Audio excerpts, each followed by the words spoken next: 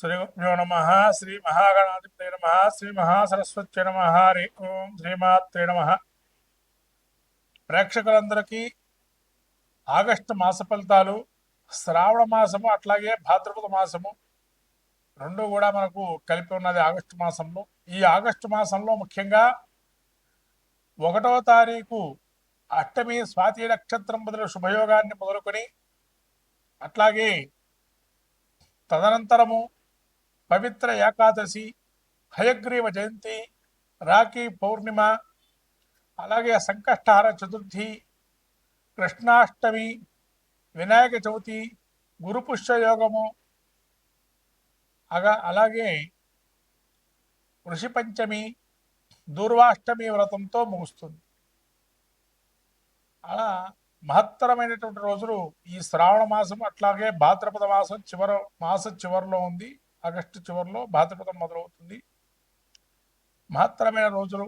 దీక్షాక్రమం వ్రతాధికారులో ఎక్కువగా మనము ఈ శ్రావణ మాసంలో మొదలు పెట్టుకుంటాము. కాబట్టి ఇక్కడి నుంచి మహాలక్ష్మి ఆరాధన అంటే ఆ యొక్క లక్ష్మీ అమ్మవారి అనుగ్రహం కలగాలి.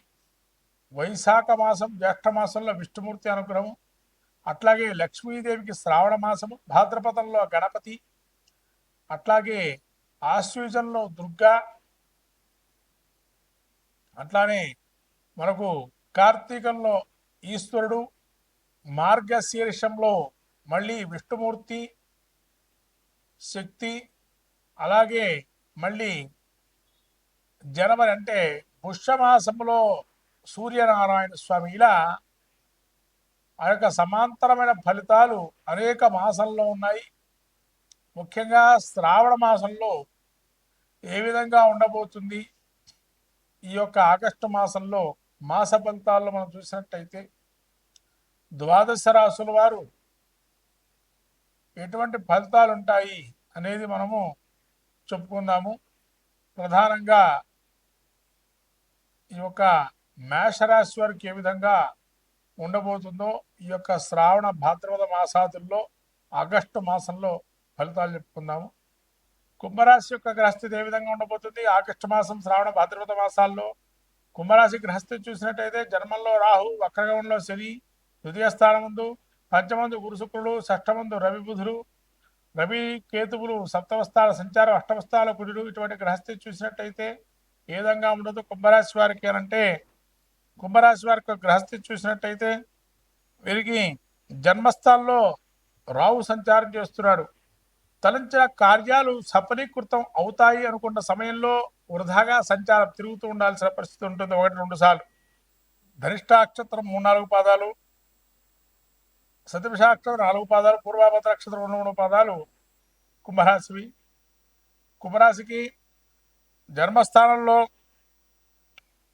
రాహు, శని వక్రగంలో తృతీయ స్థానము, పంచమంది గురు శుక్రుడు, షష్టమంది రవి బుధుడు, సప్తమంది రవి కేతువులు, అష్టమంది గురుడు. ఇటువంటి గ్రహస్థితి చూసినట్టయితే జన్మస్థలంలో రాహు ఉండడం వల్ల నిరాశ నిస్పృహలు లోనవటం, ఏ కార్యం మొదలుపెట్టినా వృధాగా తిరగటం త్రిప్పడం, అలానే శని వక్రగమనంతో ద్వితీయంలో ఉండడం, ధన నష్టం జరగటము, ఎంతగా ధనం వెచ్చించారంటే శ్రమించారు, ధనం వెచ్చించినా కూడా పని కాకపోవడం అనేది ఒక మనస్సుకు చాంచల్యం కలగటము, అలాగే దొంగల వలన భయం, అవమానాలు ఎదుర్కొంటాము, ఎంతో కష్టాన్ని కూర్చినా కూడా, కోప తాపాలు కూర్చినా కూడా పనులు కాకపోవటము, ఇతరుల వల్ల కొంత పరామర్శలు అంటే వ్యంగ్యంగా మిమ్మల్ని మాట్లాడటము, తద్వారా మీకు మనస్సుగా కొంత ఇబ్బంది కలగటము జరిగే అవకాశం ఉంది. పంచమంలో గురు శుక్రుడు ఉన్నారు కాబట్టి దైవం మన అనుకూలంగా ఉంది, ఖచ్చితంగా నెరవేరుతుంది. బాగా రేపైనా నెరవేరుతుందన్న మంచిగా మానసికమైనటువంటి బలంతో ఉంటారు. అది ప్రధాన లక్షణం మీకు. ఆ మానసిక బలాన్ని ఎంత తిరిగినా, ఎంత డబ్బు ఖర్చు చేసినా మానసిక బలాన్ని చేకూర్చి ముందుకు వెళ్ళే అవకాశం ఉంది. బుధుడు కూడా యుగప్రదంగా యోచించే ఆలోచనలు పెరుగుతాయి. తద్వారా క్రియేటివిటీ పెంచుకొని కార్య సఫలీకృతం చేసుకోవటము, ఏదైనా పోటీ పరీక్షలు కూడా నెగ్గటము, ఎక్కడన్నా పోటీగా మిమ్మల్ని రాయభారానికి పంపించిన వాటి ద్వారా మంచి ఫలితాలు సాధించటము, ఇతరులు సలహాలు స్వీకరణ చేయటము, మీ సలహాలు తీసుకొని వాళ్ళ ఉన్నతిలో పండడము. మీకు మళ్ళీ రవి కూడా 6 నుంచి 7లోకి వస్తున్నాడు కాబట్టి ఎవరితోనో మాట్లాడేటప్పుడు కొంచెం జాగ్రత్తగా ఉండండి. మీరు ఎంత మంచిగా మాట్లాడినా మీ మాటను చూసి వాళ్ళు ఏదో మనస్సులో ఒకటి పెట్టుకొని మాట్లాడుతున్నారు. కొంతవరకు అధికార దర్పం ఉందనో, లేదైనా డబ్బు ఉందనా, లేదా అధికారం ఉందనా అనే ఒక స్థితిలో ఉంటారు. కానీ అయ్యో సానుకూలంగా మాట్లాడాడు, అక్కడ ఏదైనా చెడు ఉంది కాబట్టి దాని నుంచి మాట్లాడనే రీతి ఉండదు. కావాలని మనతో ఆ విధంగా మాట్లాడుతున్నాడేమో ఒక భావన కలగటం. అష్టములకు ఉండడం వల్ల కొంత అనారోగ్యం వచ్చే అవకాశము, శస్త్రచికిత్స భయాలు కలగడం, ఏదన్నా భూ సంబంధ వివాదాలు ఎదుర్కొంటాము, కోర్టు వ్యవహారాలకు సంబంధించిన వ్యవహారాలు అది ఇంకా చిక్కుముడిగా అవటము, కానీ మీ మాట ధోరణి కూడా ఒక ఇబ్బంది కలగటము. ముఖ్యంగా ఆరోగ్యాన్ని కొద్ది జాగ్రత్తగా చూడండి. ఎందుకంటే సంయమం పాటిస్తారు కానీ ఆరోగ్యాన్ని మాత్రం తప్పించుకుంటారు. ఇవన్నీ పనులు జరిగితేనే మనం చేస్తామని, లేదా పనులు జరిగితేనే మేము తింటామని ఆలోచన పెట్టుకోవద్దు. దానికే దీనికే సమయానికి భోజనం చేయండి, ఆరోగ్యాన్ని మంచిగా పెంపొందించుకోండి. అలా కార్యాలు సఫలీకృతం అవుతాయి.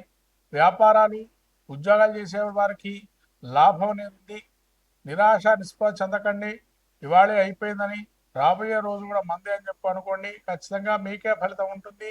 మీ యొక్క కష్టే ఫలి అంటే మీ యొక్క కృషి గుర్తించే అవకాశం ఉంటుంది. తద్వారా మీకు లాభం చేకూరే అవకాశం కూడా ఉంది. ఇక విద్యార్థులు యోగప్రదంగా ఉండి పోటీ పరీక్షలు కూడా యోగంగా రాస్తారు, ఇంకా మంచి ఫలితాలు సాధిస్తారు. కానీ రాహు జన్మంలో ఉండడం వల్ల కొన్ని ఇబ్బందులు ఎదుర్కొంటున్నారు. కాబట్టి ఈ యొక్క విదేశీ పెట్టుబడి వ్యాపారాలు కానీ గ్రామదేవత ఆరాధన కానీ యోగప్రదంగా ఉంటాయి.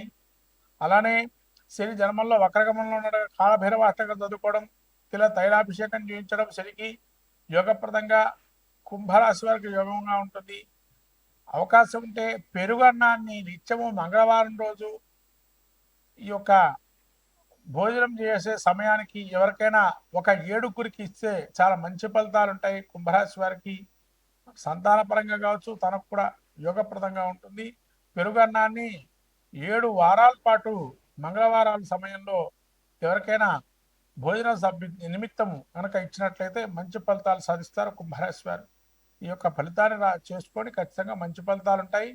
అట్లనే మీ యొక్క ఇంటి దగ్గర గ్రామదేవత ఆరాధన చేసినప్పుడు పెరుగన్నాన్ని నైవేద్యంగా పెట్టండి. ఇంటికి వెళ్ళి తీసుకెళ్ళి, లేదా అక్కడేమన్నా పెరుగన్నాన్ని అక్కడ వాళ్ళు ఏమైనా తయారు చేసేటట్టయితే దాన్ని తయారు చేసి అమ్మవారు నివేదించే అవకాశాన్ని చూసి ఆ పూజని మీరు ఒక కైంకర్యాన్ని చేయటం వల్ల మంచి ఫలితాలు ఉంటాయి కుంభరాశి వారికి. మొత్తం మీద ద్వాదశ రాశుల వారు పరిస్థితి చూసినట్టయితే మిశ్రమ ఫలితాలు కొన్ని యోగాన్ని ఇస్తున్నాయి, కొన్ని అవయోగాన్ని ఇస్తున్నాయి.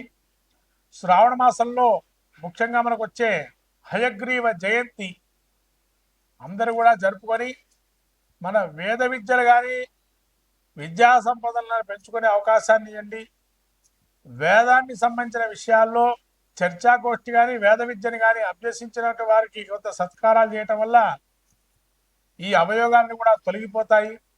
అలాగే రానున్న వినాయక చవితి రోజున చేయాల్సిన కార్యక్రమాలని చేసి గణపతి యొక్క అనుగ్రహం పొందితే సహజ కార్యాలను కూడా సాధిస్తాం. కాబట్టి మహాలక్ష్మి అనుగ్రహం కలగాలని చెప్పి లక్ష్మీ ధ్యానం కానీ మంత్రం కానీ అయితే వరలక్ష్మి అమ్మవారి ప్రీతిగా మనకు తామర పూసల మాల కానీ తామర పూలతో పూజ చేయటం కానీ ఇంట్లో శుభ్రత అనేది పెట్టుకోవటం వల్ల లక్ష్మీ అనుగ్రహం కలుగుతుంది. ఇది ప్రత్యేకంగా చెప్పాల్సిన విషయం. శ్రావణ మాసంలో శుభ్రతను పాటించండి, మహాలక్ష్మి అనుగ్రహాన్ని పొందండి.